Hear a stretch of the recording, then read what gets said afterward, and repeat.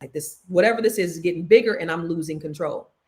And Mark was like, yeah, you know, a nigga think about cutting off horse heads. I was like, no, that's not that's not my experience. But I was so in tune. Like I used to pray and I had this relationship with God, and I was like, I picked up my Bible, and at that time when I would like was going through things, I would pick up my Bible and I would like, what is it I'm going through, and God would always show me the scripture that was related to my life.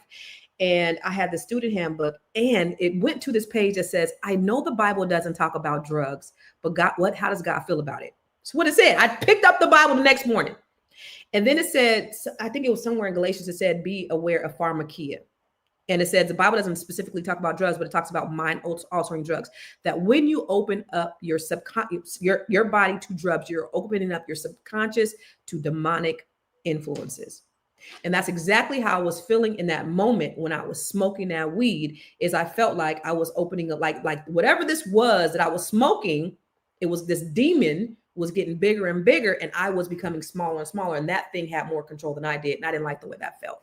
And that was a real scripture, and that was a real question that was in that Bible. I totally forgot about that. That was 20 something years ago, 29 years ago, 28 years ago, that I had that happened to me. And I've smoked since then a couple of times, but that's the reason why I was just like, I ain't doing this shit no more, because this is not for me. And so, this is what happens. So like, those are not those people. Those are zombies. Like this demon has taken control of their body and their mind. So the thing is, that's a lot more common than you think. New York is full of those zombies. They're everywhere. I mean, they're full of the people. I mean, here in Florida, they're everywhere. Yeah, that's crazy. And the sad part about it, this is what I was talking about. The weed is not, sometimes they cut the weed with fentanyl to get them addicted. Mm-hmm. Mm-hmm. Yeah. Yeah. It's crazy. So you have to, just like you said, Oakland, San Francisco, Los Angeles, Philly, yeah. those are places that are hit really hard. You go there and you see these tent cities, and Yes. it's crazy, and there's nothing happening. Like they don't care. But again, if it was Black people, if this was the 90s, then people would be locked up in jail, in prison. They would have criminalized those people. But because the face of drugs has changed, now the punishment has changed. Now it's a public health crisis, and that's where there's a problem. What you laughing at? What happened? Huh? What happened?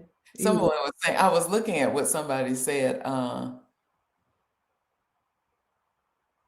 that is bringing out what's already in someone.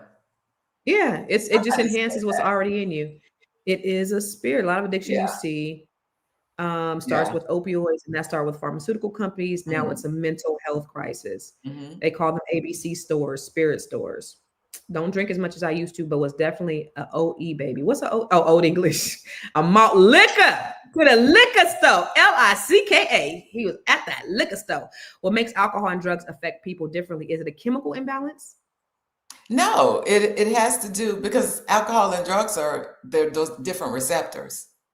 They're not the same.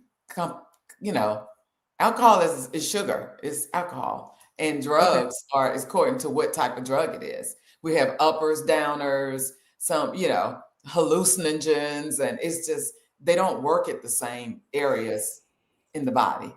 So that's why they react differently. Yeah, man. Yeah.